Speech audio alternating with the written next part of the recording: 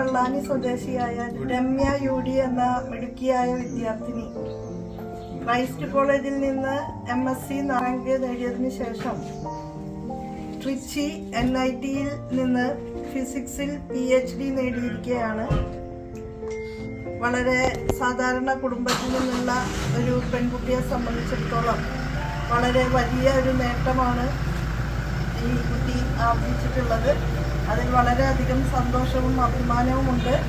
ഇപ്പോൾ research associate ആയിട്ട് Indira Gandhi atomic research സെന്ററിൽ ജോലി ചെയ്യുകയാണ്.